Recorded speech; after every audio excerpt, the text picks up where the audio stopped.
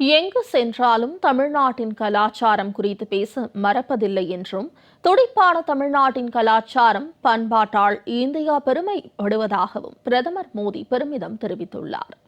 பாரதிதாசன் பல்கலைக்கழக பட்டமளிப்பு விழா திருச்சி பன்னாட்டு விமான நிலையத்தின் புதிய முனையம் திறப்பு, 19,850 கோடி ரூபாய் மதிப்பிலான திட்டங்கள் தொடக்கம் மற்றும் அர்ப்பணிப்பு விழாவில் கலந்து கொள்ள பிரதமர் மோடி திருச்சி வந்தார். பல்கலைக்கழக மாணவர்களுக்கு பட்டங்களை வழங்கிய பிறகு திருச்சி பன்னாட்டு விமான நிலையத்தின் புதிய முனையத்தை அவர் திறந்து வைத்தார். மேலும் ஏராளமான திட்டங்களை நாட்டுக்கு அர்ப்பணித்ததுடன் பல திட்டங்களை தொடங்கி வைத்தார். அப்போது பேசிய பிரதமர், எனது தமிழ் குடும்பமே துடிப்பான தமிழ்நாட்டின் கலாச்சாரம் பண்பாட்டால் இந்தியா பெருமைப்படுகிறது என்றார். தனக்கு நிறைய தமிழ் நண்பர்கள் உள்ளதாகவும், தமிழ் கலாச்சாரம் குறித்து நிறைய கற்றுக்கொள்ள வேண்டும் என்றும் பிரதமர் தெரிவித்தார்.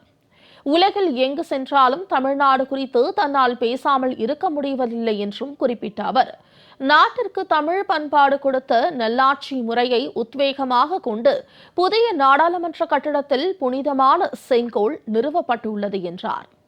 20,000 கோடி ரூபாயில் தொடங்கப்பட்ட மற்றும் அடிக்கல் நாட்டப்பட்ட திட்டங்கள் தமிழ்நாட்டை வளப்படுத்தும் என்று தெரிவித்த மோடி, இந்த திட்டங்கள் வேலைவாய்ப்புகளையும் உருவாக்கும் என்றும் உறுதியளித்தார்.